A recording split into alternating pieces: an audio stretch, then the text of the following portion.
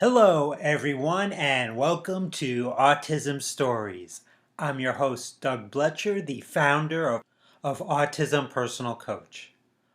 Autistic people are the true experts of the autistic experience, and Autism Stories is where we interview autistic people and others in the autism community to learn from their stories.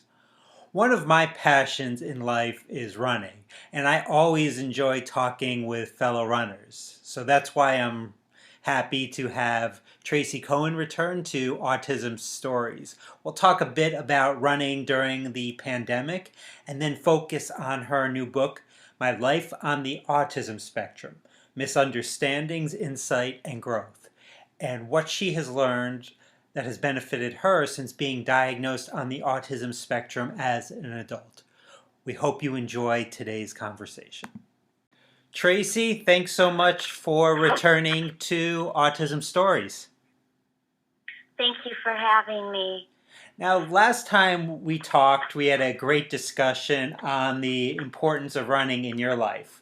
We haven't talked since the pandemic has brought chaos into all of our lives. So I'm wondering, has running been helpful to you during these challenging times? Absolutely. Running is, besides being my passion, it's always helpful, but especially with the onset of the pandemic and the continuation of it. I was actually furloughed back in March, and I was just pretty devastated for a number of reasons. But, change and lack of routine, change in routine it might sound inconsequential among other things to a lot of people, but that's, that's just huge for me. And running is something that, again, besides being my passion, it gives structure to the day. It gives me courage. It gives me strength. It keeps me healthy. And that was something that I just decided to, it's just a part of me I continue to do. And it doesn't mean it was easy every day because, lots of days just don't want to get out of bed even to run. But I haven't missed a day, and it always makes the day better. And I find that the busier I keep myself, the more I can accomplish, and the more courage I find, and the more things happen. And running is just such a huge part of that, and that kind of helped me to create structure, and again, just find the will and the courage to just keep pushing forward and dealing with everything that comes every day. And again, especially, with the pandemic. And I feel very fortunate that, with everything that's happened, that we've been allowed to, continue with physical activities outdoors. I think in some countries, they even limited people from going outside their homes, at least early on. I encourage, running is an amazing sport, and I encourage everybody to consider giving it a try. But if nothing else, find, something healthy and physical that helps you take care of yourself and keeps you going, and just know that no matter how much you love it, some days still might be hard, but you'll always feel better after, and usually during as well. I always say, when I go running, my favorite part of my run is when it's over. Well, I can't always agree with that. 'Cause I truly love the movement, but absolutely. There are some days when, yeah, it was just hard all the way through. And so, yeah, some days it's, the best part of it is just that accomplishment that I feel, that you feel at the end of it. Now, you've written a new book, My Life on the Autism Spectrum: Misunderstandings, Insights, and Growth. Now, you've written other books, but in this book, you decided to get more personal about your own journey living on the autism spectrum. Why was it important for you to do that? Well, over the years, I've had people who have either read my books or listened to my presentations, and have mentioned that, well, you should write a book, more detail about yourself. I'd like to know more about you. And even though I really never felt that, I was worthy to write anything like an autobiography, it's been said enough times that I started considering it. And I just truly want to continue helping people and always finding new ways. And I felt like, I feel like there's still a gap between, you can read a textbook, you can know what autism is, but there's a big difference between, I feel, knowledge and really understanding. And in, some of the personal examples that I've given during presentations, people have said to me, that really paints a picture. It really makes it clear. And so, it was very hard to share the things that I've shared and, really put myself out there. But I feel like in order to really help people understand what, some of the things mean, to really give them tangible examples. And so that's what I've done in my book from my own personal life and experience. In regards to misunderstandings, in your book you talk about relationships that you've had. What are some things that make all types of relationships bewildering or complicated to autistic people? There really are no rules. They're inconsistent.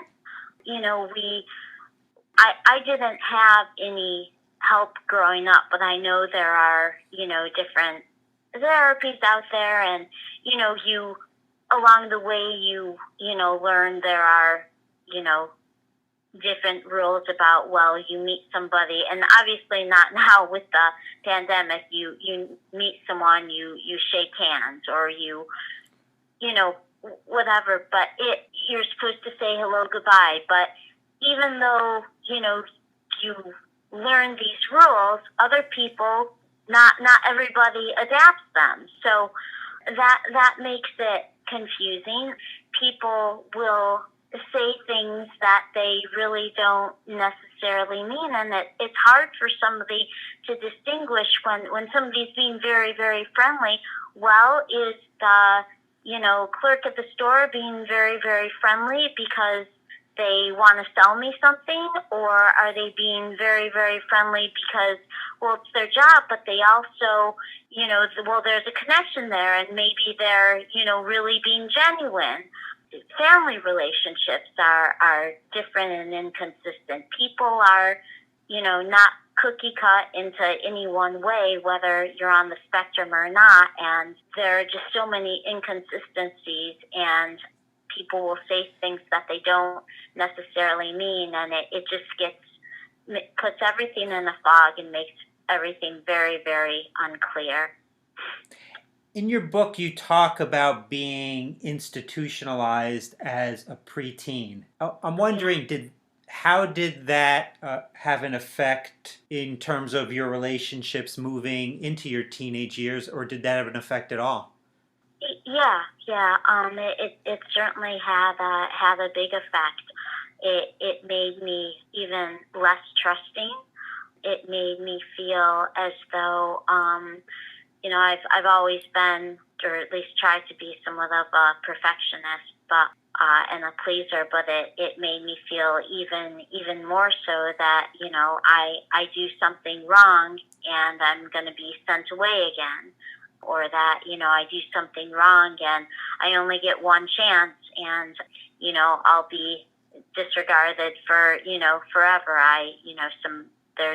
There would be no forgiveness, as well as there were a lot of people in there who were very scary for lack of better words, and it just made me very even more cautious and unsure of people. Again, just less trusting. People didn't take me for my word, and it just really makes you lose confidence in people in general. Have there been some ways you've been able to help develop that confidence over the years? Yeah, yeah, it's still very much a work in progress.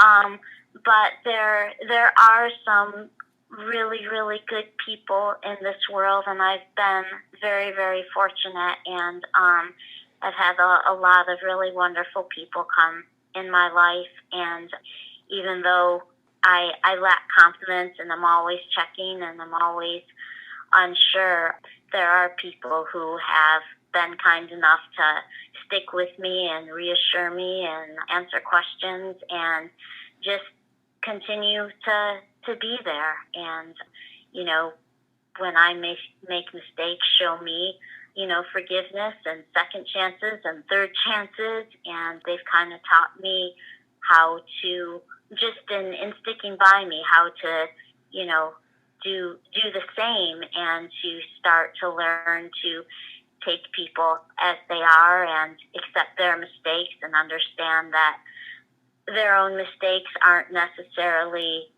something directed at me, but just life has a way of, making things happen. So, yeah, and they've helped me, remain open to additional relationships and, kind of help pick me up when I fall. In Misunderstandings, Insights, and Growth, you talk about your top 6 challenges. What would be the challenge that for yourself has been the most difficult to navigate? I would say social, except that the other five all contribute to that social challenge. Whether it be the sensory or auditory or touch. There are so social encompasses so many things, and the other challenges kind of play a part in when you're trying to be with someone or join a group. Besides just the factor of being with people, it's all the things that people bring, whether the perfumes they wear or tone of their voice, or whether it be the meeting place or the number of people.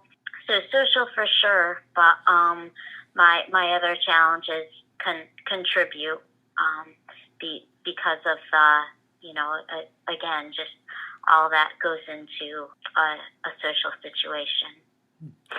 A big challenge for so many autistic people is employment, especially maintaining employment.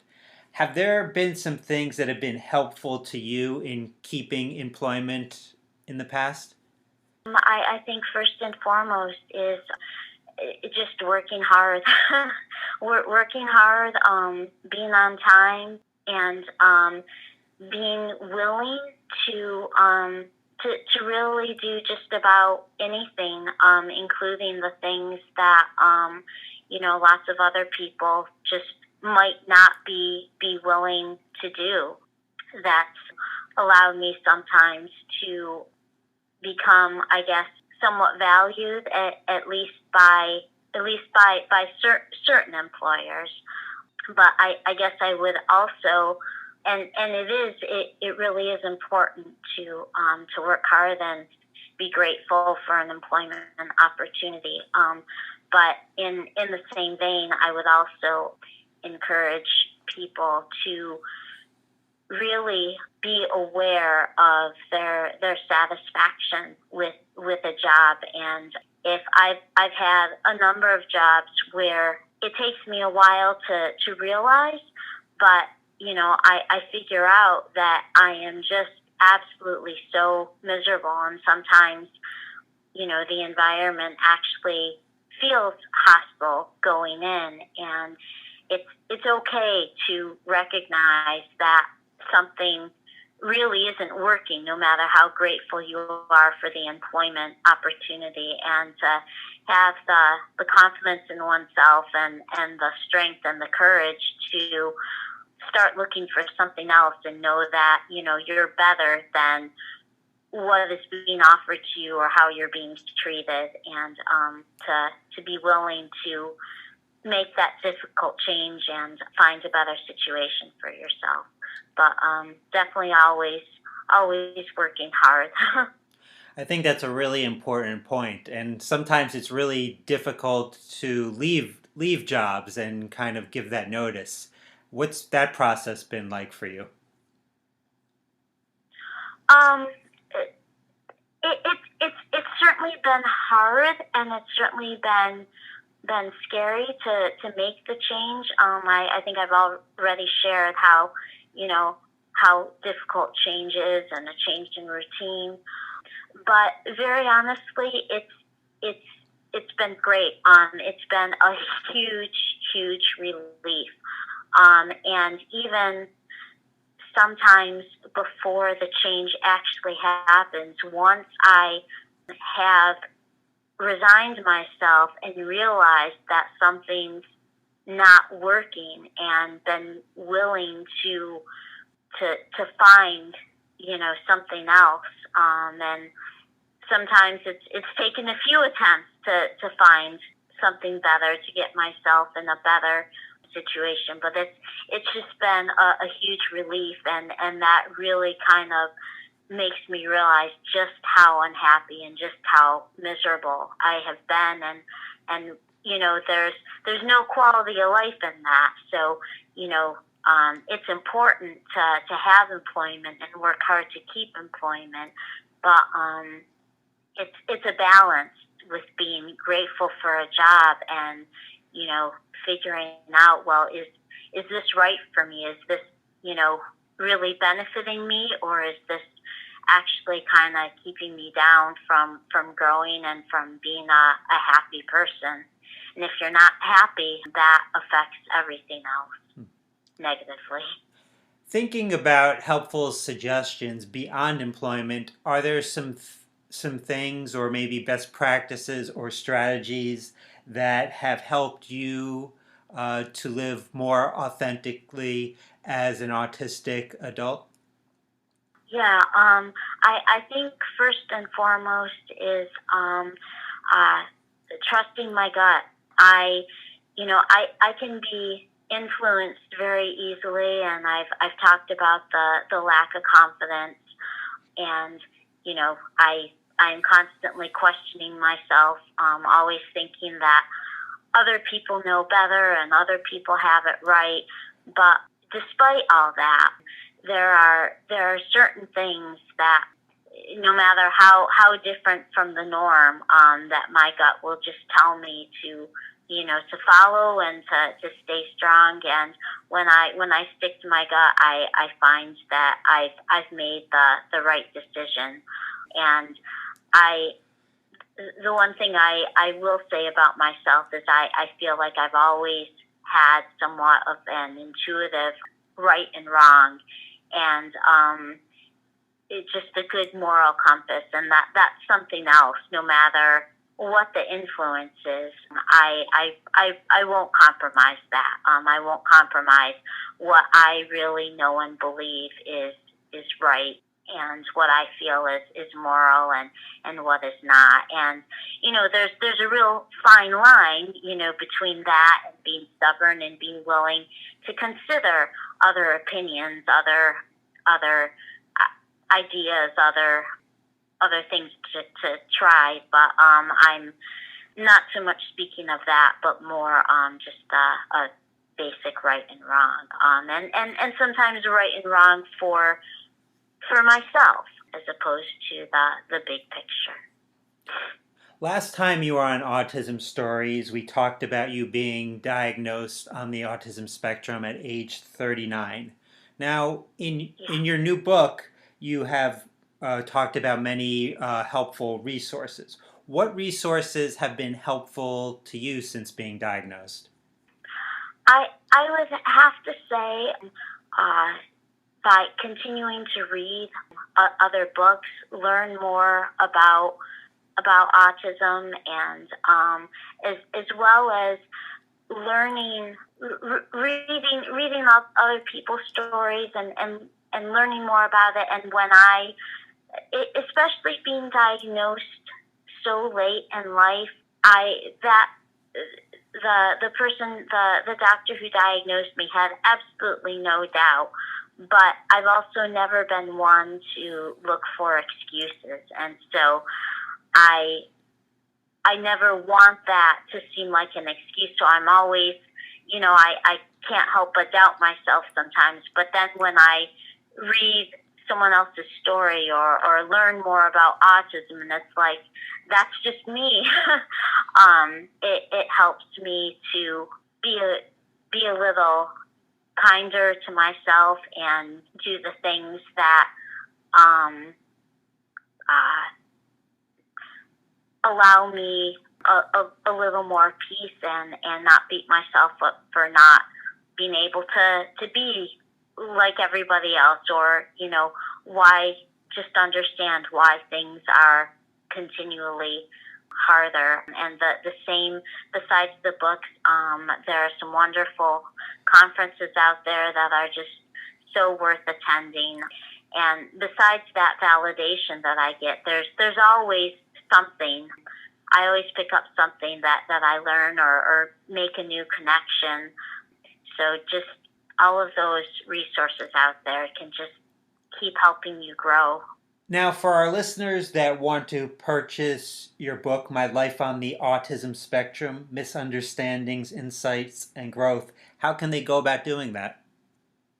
My book is available on Amazon as a paperback, and also as in the e-version, the Kindle.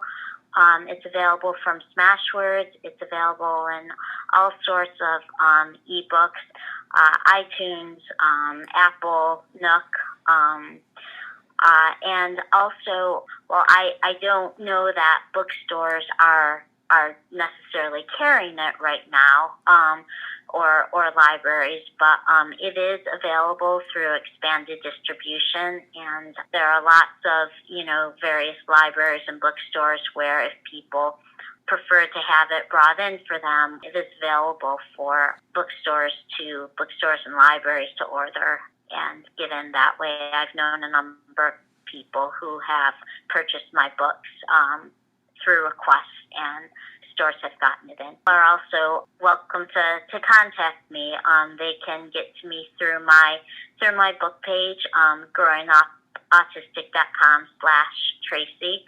I have a Facebook page there, and it also takes them to my email, Tracey, Tracey, at growingupautistic.com. Well, Tracey, I always love talking with you. Thanks so much for returning to Autism Stories and sharing with us about your book. Thank you so much. Thank you so much for having me, for your interest, and for all you do for people on the spectrum, as well as, their family members and supporters. Really appreciate that. Thanks to everyone for listening, and thanks so much to Tracey for the conversation. Check out the podcast description for this episode for a link to buy Tracey's book. The podcast description will also have a link for the Autism Personal Coach virtual events in September. If you would like to be notified about each week's episode of Autism Stories, we suggest you subscribe on your favorite podcast listening platform. We would also appreciate it if you could give us a positive rating and review, as it will help others to learn about autism stories. Through the work of Autism Personal Coach, we are always looking to coach people to get the things they want and need in their lives. That's why on next week's episode of Autism Stories, I'm excited to have Becca Lori Hector return to talk about the results of her self-defined living course for autistic people, as well as to discuss a new and exciting project we will be working on together. Talk to you then.